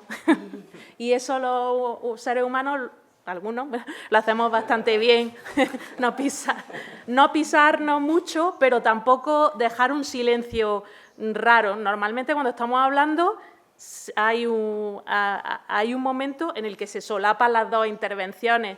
Cuando yo hablo, si tú ahora me contestas, no esperas a que yo termine de hablar, haces un silencio y luego hablas tú, sino que un poco conforme yo voy acabando, tú ya estás empezando y eso es difícil de replicar y lo trabajamos, es algo que está presente en la conversación, que no está en un texto. Y también da mucha información sobre los usuarios, que nosotros procesamos mucha información sobre los usuarios. Por ejemplo, si empieza a hablar cuando estás hablando tú, si deja más o menos silencio. Por ejemplo, en el ámbito de la salud mental, pues hemos visto que una de las cosas que servía para identificar personas que estuviesen pasando por un estado depresivo, el que hagan muchos silencios, por ejemplo, ¿no? Lo que preguntaba de la ironía, pues precisamente en ese contexto en el que se tiene tanto el texto como el habla, como la voz, se puede tener o sea, se puede ver si el tono con el que lo dices corresponde con el contenido del mensaje, ¿no? No es lo mismo decir me tienes contenta que me tienes contenta. El tono con el que lo digo ayuda a ver si estoy literalmente diciendo que qué contenta estoy o si lo estoy diciendo en un tono irónico, pero es muy complejo el procesamiento. Pero ahí esa parte que combina el audio con el texto ayuda bastante. Nosotros hemos trabajado de idiomas, sobre todo en inglés y en español. También hemos trabajado en lenguas cooficiales, sobre todo en catalán y en euskera, pero para generar recursos en estos idiomas. Y no hemos trabajado mucho el tema de los acentos, pero creo que es una de las cuestiones que es de más futuro. Y también la parte del contexto cultural en el que se habla, que eso también cambia la forma en la que se interpreta lo que se está diciendo y ahora mismo pues, no se tiene muy en cuenta ese tipo de contexto en la tecnología. Cuando hice una de las estancias que he hecho, que fue en Telecom en París, allí estaban trabajando el tema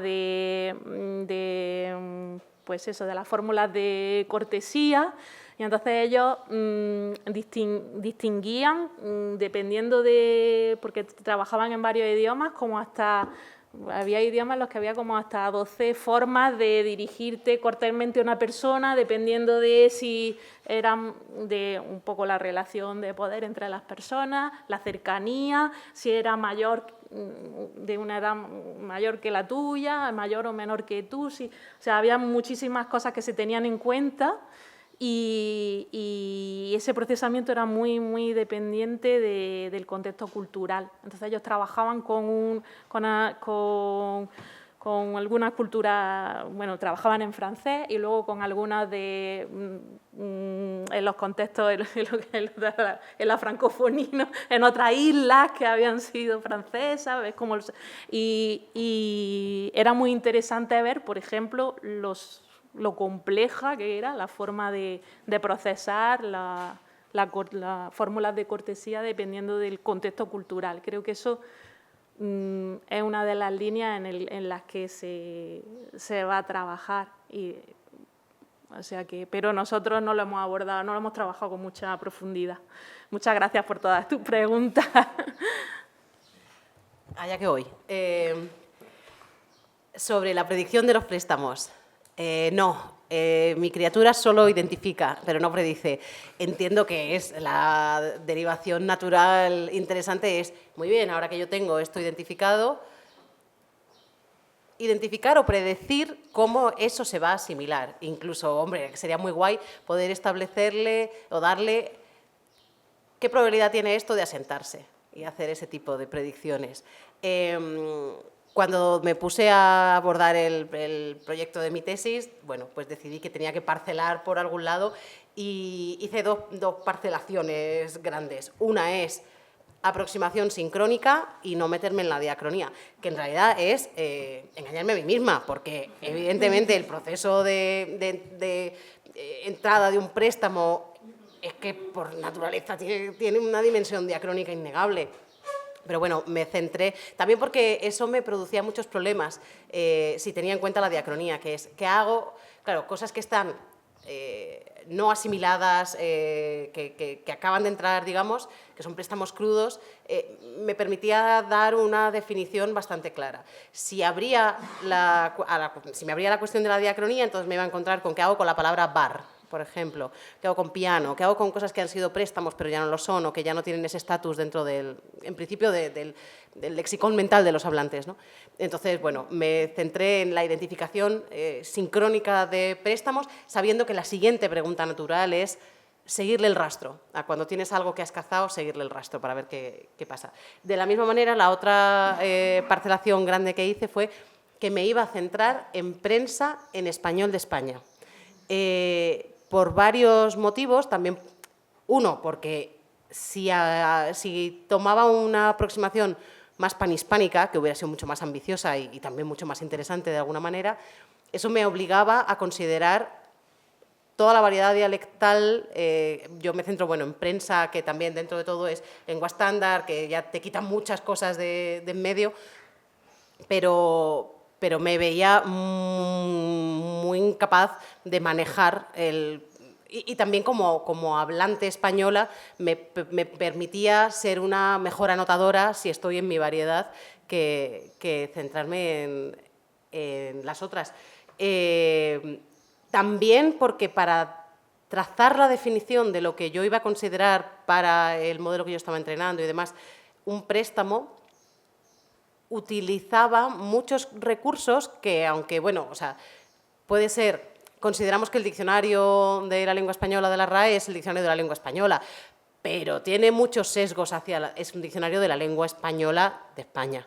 No es todo lo panhispánico que le gustaría ser o que dice ser o que podría uno pensar que es. Entonces, puesto que también utilizaba para decidir si algo lo iba a considerar un préstamo o no a la hora de anotar, utilizaba recursos lexicográficos que sabemos que tienen un sesgo grande hacia el español de España. Por todos esos motivos dije, bueno, me voy a centrar y entonces el corpus que voy a confeccionar y el ámbito de aplicación en el que voy a poner mis modelos a evaluar van a ser siempre en español de España y en general ser muy explícita en ello de, pues sí, hombre, igual te lo llevas a español, si utilizas alguno de los modelos en el Clarín o cualquier otro periódico, es posible, no es que vaya a reventar, pero sabiendo que, ojo, aquí hay una brecha de esto está anotado y entrenado en este ámbito y sacarlo de aquí con pinzas. Gracias por tus preguntas. ¿Más preguntas por allí, por el final? Bueno, sí se oye fuerte, sí. Muchas gracias a las dos. Y bueno, yo os quería hacer una pregunta, realmente no va destinada a ninguna de las dos en particular. Entonces, bueno, quien quiera que responda. Y mi pregunta va un poco por el hilo de que, o sea, ahora mismo estamos muy centrados como en el lenguaje de la máquina. Mi pregunta va un poco qué va a pasar con nuestro lenguaje. O sea, ahora mismo estamos entrenando la máquina, que el lenguaje de la máquina sea mejor, que nos entienda, pero cómo el mejorar el lenguaje de la máquina puede afectar el nuestro. Lo puede mejorar, lo puede empobrecer. Un poco qué va a pasar por ahí. Y aquí creo que más que la inteligencia artificial como chatbot que me dé respuesta, entra mucho en el tema de la traducción por inteligencia artificial y sobre todo que no somos simplemente nosotros los usuarios de esa tecnología, sino que está en abierto a todo el mundo. Entonces, claro, esto viene, por ejemplo, porque el otro día yo vi a alguien escribir un mail, ¿no?, que decía en DeepL, que decía, ¿me puedes pasar los documentos para enviar tal? Entonces aquí ya tenemos un problema porque pasar en español era algo físico, pásame la sal, pásame el plato, una pelota incluso, pero ahora con internet lo hemos extrapolado a pásame una foto, pásame el enlace, pásame la canción. Sin embargo, el DeepL en inglés, en vez de send, que sería lo lógico, puso pass, que es un uso que no hacemos realmente de ese verbo en inglés. Y en este caso fue del español al inglés, pero podría haber sido al revés. Entonces, yo eso lo vi y me sonó raro, pero una persona que no habla el idioma, ese mensaje coge, lo copia, lo pega tal cual y se manda. Entonces, ¿cómo eso, que la máquina no entiende el contexto de que es un correo, de que no es algo físico, que no te está pasando el documento en persona? Yo a la Pilar la tengo ahora, digo, pásame el folio, me puede pasar el folio sin ningún problema. Pero digo, pásame el documento por correo, la máquina no sabe que eso que yo le estoy metiendo es un correo porque no es un servidor de correo que me está traduciendo. Es una máquina hecha para traducir. Entonces, ¿cómo ese tipo de cosas así pequeñas que se van colando poco a poco en la lengua pueden ir afectando y cómo pensáis que va a ir evolucionando el inglés, el español o cualquier lengua que haga uso de estos servicios? No sé si me he explicado bien. Vale. ¿Cómo os gustan las preguntas sobre predicción, eh? Yo no sé, no lo sé. La respuesta oficial es no lo sé. Pienso a veces si hay un cierto riesgo de homogenización. Creo que en general no tiendo a ser muy agorera y pienso que aunque haya... Creo que este tipo de sistemas pueden tener una tendencia a que homogeneicemos la manera en la que hablamos. También, sobre todo, si estos sistemas se acaban utilizando mucho para producir textos, que la producción que hagamos nosotros acabe pareciéndose toda mucho en la manera de escribir. Eso sí se ha observado en inglés, no sé si ahora eso le sigue pasando, pero por lo menos se observó que había de pronto un incremento anormalmente alto del verbo delve en inglés, porque por algún motivo a ChatGPT le flipa ese verbo y lo casca ya donde puede, y se observó que no sé si era en papers, en artículos científicos, que de repente había un auge de la frecuencia de delve, que es artificial, no es que las personas de verdad estén utilizando más ese verbo, sino es que viene mediado por los modelos de lenguaje. Entonces sí que quizá, no lo sé, si tuviera que hacer una apuesta, los veo más como elementos homogeneizadores de la variedad, sabiendo que además estos bichos, por todo lo que hemos estado comentando antes, tienen tendencia o tienen algunas modalidades de lengua, algunas lenguas, algunos dialectos, algunas variedades sobre representadas sobre otras. Al mismo tiempo, yo no tiendo a ser demasiado agorera y pienso que, en general, los humanos vamos a seguir hablando entre nosotros y las cosas van a seguir funcionando de una manera no tan distinta. Entonces, me costaría pensar que de verdad esto vaya a determinar muchísimo qué es lo que va a pasar con la lengua y que digamos, no, esto fue el gran evento homogeneizador de la lengua. O sí me inquieta que pueda pasar con lenguas. Pues eso, no te digo ya el inglés ni mucho menos el español, qué pasa con el euskera, qué pasa con el croata, qué pasa con... Si empieza a haber una brecha muy grande entre las lenguas con mucha tecnología a su disposición y las que no, qué pasa si se empieza a usar masivamente para traducir y entonces nos encontramos con que hay idiomas a los que se traduce poco o menos o de peor calidad, porque claro, tienes el serbocroata no está bien representado y por lo tanto empiezas a encontrar unas traducciones muy chungas. ¿Qué pasa con los hablantes de croata? ¿Qué pasa con el croata? Pues no lo sé. Esa parte sí me inquieta un poco, no lo sé.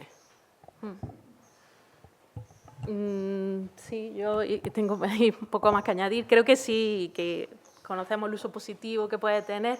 A mí quizás una cosa que sí que hace un tiempo que le vengo dando vuelta es a que cuando utilizamos estos sistemas tipo ChatGPT para que nos escriban algo, al final, al enfrentarte a esa página en blanco, al escribir, ordenas tu idea, ¿no? Articular las ideas creo que es necesario para pensar. A veces no tienes tan clara la idea, sino el propio hecho de intentar articularla es lo que te permite ir pensando, ¿no? Entonces, en el fondo, que nos den un texto preescrito al que tú le haces correcciones, al final en la máquina va a quedar, entre comillas, pensado por ti o pierdes en ese proceso algo que te ayuda a pensarlo. En el contexto que nosotros hemos trabajado de salud mental, el poner las ideas por lo que te ocurre por escrito es un proceso que se utiliza mucho en psicología para ayudar en las terapias a saber qué es lo que te pasa, qué situaciones son las que te generan estados, por ejemplo, de mayor ansiedad, no sé. Entonces, el hecho de escribir es lo que te permite identificar lo que te ocurre, entonces que ya haya, digamos, que tú no partas de la página en blanco, creo que también puede hacer que un poco se pierda esa parte del proceso. Entonces, creo que por una parte es súper útil el tener eso, pues porque yo, por ejemplo, el artículo científico, pues lo estoy escribiendo, no soy nativa hablante, a lo mejor hay gente que no se puede permitir pagar una traducción para el artículo y dice, bueno, pues aquí más o menos lo hago tal y cual, y le está sirviendo. Pero, por otra parte, el que ya haya algo escrito o el que tú no hayas tenido que hacer no te hayas enfrentado a decir, bueno, ¿esto cómo lo traduciría para que signifique exactamente lo que tiene que significar?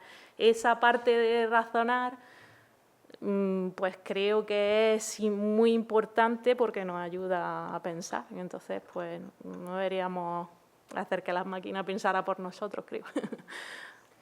Si me permite, aunque no es para mí la pregunta, te respondo una cosilla por si te interesa. Lo que has planteado tiene que ver muy directamente con algo que es preocupante en el colapso de los modelos, que es el agotamiento de los datos naturales. Es decir, cuando los sistemas empiecen a entrenarse mayoritariamente con datos sintéticos, pues ahí vamos a ver qué sucede. Eso por un lado. Por otro, como estamos en esta facultad, creo que de recibo... reivindicar un poco la traducción como proceso cognitivo.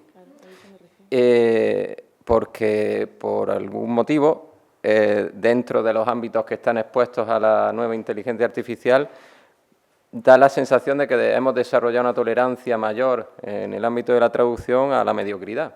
Es decir, nos conformamos con que algo esté relativamente bien traducido, en el caso, si lo entiendo, ya está bien, ¿no? Me sirve. Y eso es un problema que tenemos grave, porque ahí creo que está parte de nuestro futuro, es decir, saber construir esa reivindicación. Y nada, eso simplemente quería puntualizar porque creo que es de responsabilidad. Sí, la idea de que si la escritura es un proceso, no solo un resultado. Y si al final también como lectores queremos leer algo que no ha escrito nadie y que no ha dicho nadie. Porque la idea esa de, al final, escribir y hablar es meterte en la cabeza de otra persona para producirle una idea. Tú lo que quieres es que se te meta en la cabeza a alguien, ¿no? Cuando hablas con... No algo que ha generado un sintetizador de texto, no sé.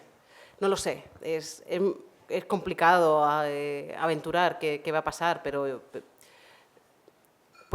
son cacharros muy útiles, pero también hay una parte del lenguaje que es fundamental, que es la dimensión, es el lenguaje como hecho humano, como acto social, que también ocurre en la escritura. Hasta ahora ha ocurrido en la escritura. Tú te encontrabas un texto y sabías que había una persona al otro lado, o varias personas al otro lado, si además es un texto que ha pasado por una traducción y entonces estás accediendo a todo ese bagaje cultural que lleva el texto alrededor de sí, ¿no? La idea de leer algo que no ha producido un humano, también podrías pensar que un modelo de lenguaje es hasta cierto punto una versión comprimida de una comunidad de hablantes. Es difícil saber qué estatus va a tener, va a tener eso, no lo sé. Bueno, perdona, yo es que le iba a ceder la palabra a Ana, pero al hilo de lo que ha dicho Benamí me voy a colar. Perdona, Ana. Como él ha sacado el tema de los datos sintéticos, a mí me preocupa tanto los datos sintéticos como el hecho de que empecemos a entrenar modelos con textos producidos con la influencia del propio modelo, es decir, que sería como un híbrido entre sintético y natural, ¿no? Pero bueno, solo quiero expresar mi preocupación, pero la pregunta va por el lado de... el uso de los datos sintéticos para reentrenar modelos, por el hecho de que no haya un corpus representativo de todas las lenguas o todos los ámbitos, es un uso lícito y lógico, ¿no? Crear ese tipo de datos para aumentar la capacidad y al mismo tiempo para luchar contra esos sesgos de los que hemos hablado, ¿no? Pero yo la pregunta que tengo es hasta qué punto la lucha contra el sesgo, que en realidad está basada en el sesgo de la mayoría de los hablantes de la comunidad, ¿no? Hasta qué punto luchar contra ese sesgo es viable, es deseable, es realista, ¿no? Porque luego llega eso, lo de la foto del nazi negro, ¿no? O sea, hasta qué punto esto va a ser un intento continuo de crear datos nuevos para contrarrestar un problema, creando luego uno mucho mayor. ¿Hay algo que se puede hacer al respecto para eliminar ese tipo de sesgo o alguna dirección que habría que tomar por encima de otra? ¿O en algún momento nos vamos a rendir? ¿O cuando nos rindamos será un poco tarde? Otra vez de nuevo las predicciones, venga, lo siento. Yo es que necesito pensar, necesito pensar la respuesta. Es complicada. A ver, es que depende de lo que... depende de lo que del objetivo que se persiga, creo. Si lo que se persigue es, por ejemplo, analizar... yo pienso, por ejemplo, pues la típica película o serie histórica que de repente todos son superfeministas, pues en aquel momento no se era, y está bien que se vea que las mujeres no estaban bien representadas, ni tenían voz, ni podían hacer cosas, porque si no parece como que nunca ha pasado nada, ¿no? Entonces, suprimir eso... Entonces, si lo que está haciendo es intentar analizar qué ocurre con el lenguaje, quitar el sesgo, hace que no se vean cosas que suceden y que tenemos que saber que suceden, y si son malas, luchar para que dejen de suceder, ¿no? Eso es que a lo mejor habría que luchar desde fuera, entonces, y no desde dentro eso del es. modelo. Si lo que quieres es que la herramienta imagínate, hable contigo, pues no quieres que sea machista, ni que... Entonces, ahí sí que tienes que eliminar ese sesgo, porque no quieres que siga reproduciendo ese comportamiento que no es deseable, ¿no?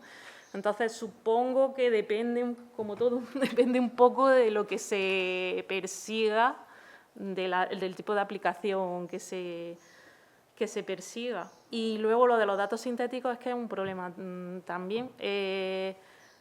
Por ejemplo, nosotros que usamos también los modelos de lenguaje en otro ámbito, que es para programar, porque igual que vosotros estáis preocupados por la traducción, nosotros estamos preocupados cuando los sistemas programen solos, que hacemos lo informático, que también vamos a perder una parte.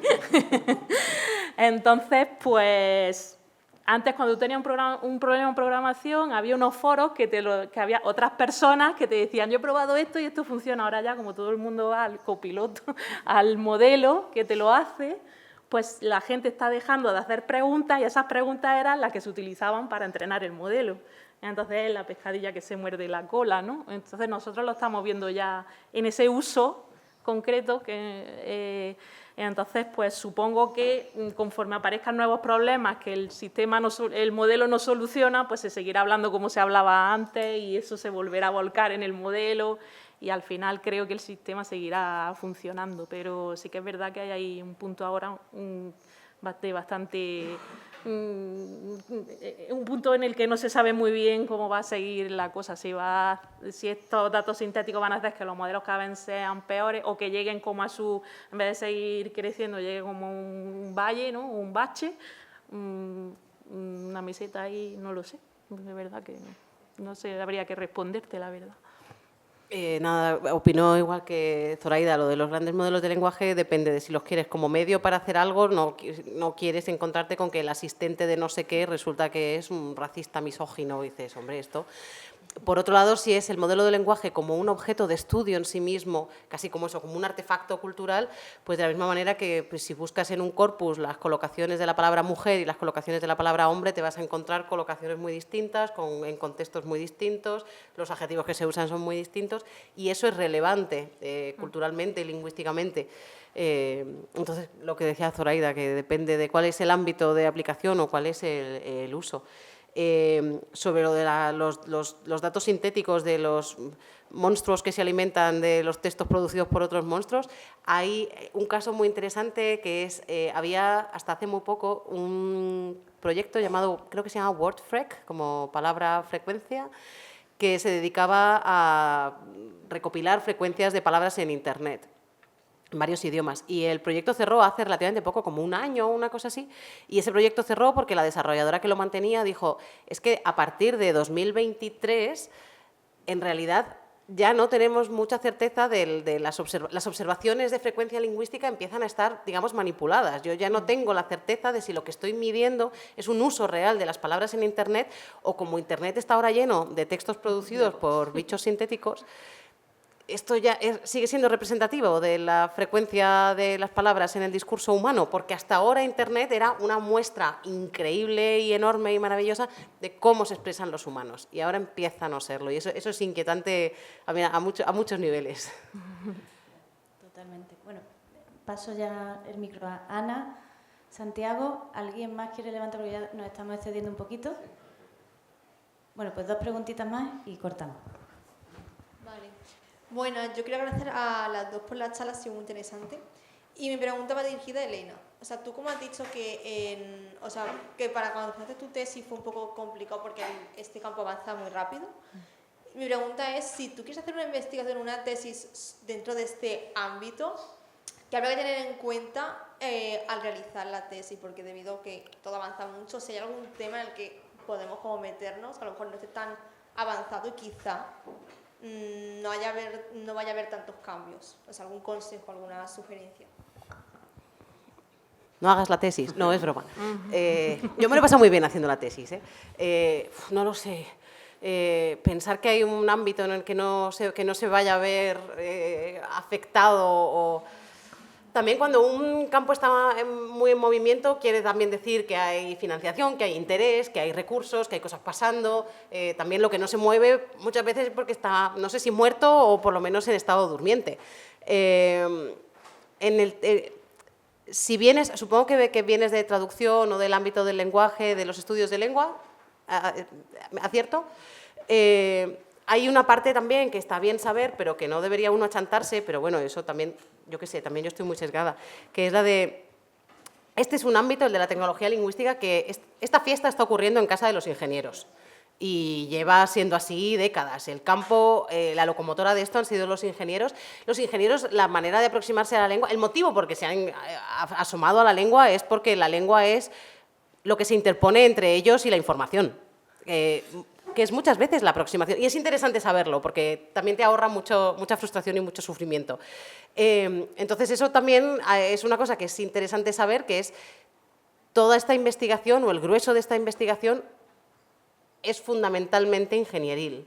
Lo cual no quiere decir que no tenga un papel relevante la lingüística o que no se puedan hacer cosas interesantes desde la lingüística. Y hay mucha gente de lingüística haciendo cosas súper guays. Pero bueno, sí, está bien saberlo. No me acuerdo de la referencia, pero es que justo hará cosa de, no sé, 1 o 2 meses, salió un paper publicado, y juraría que era en la revista Computational Linguistics, era algo así como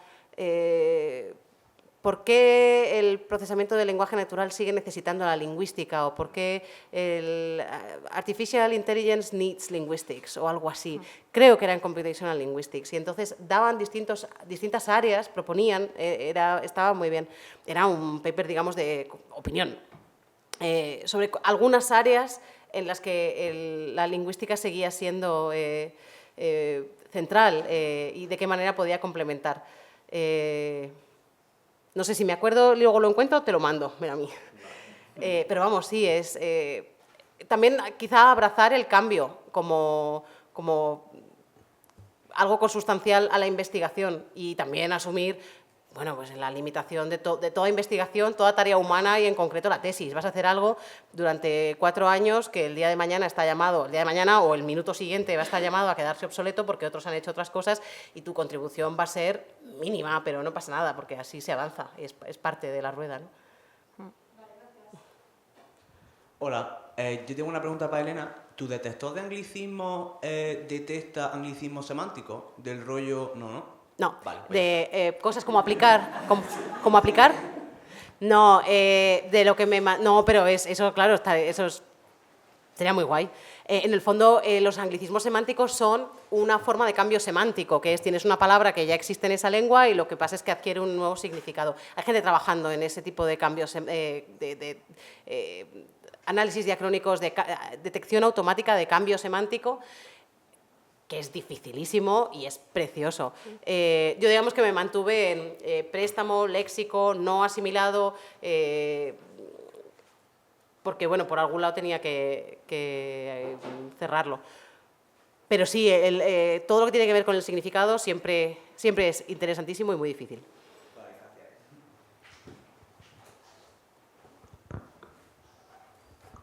Bueno, pues yo creo que tendríamos todos muchas más preguntas, pero no nos vamos a cansar demasiado. Además, Elena tiene que coger un tren y habrá que comer. Entonces, pues muchísimas gracias a todo el mundo. No esperábamos tanta afluencia un día antes de Puente, así es que estamos muy, muy agradecidos. No sé si Ben-Ami quiere decir unas últimas palabras.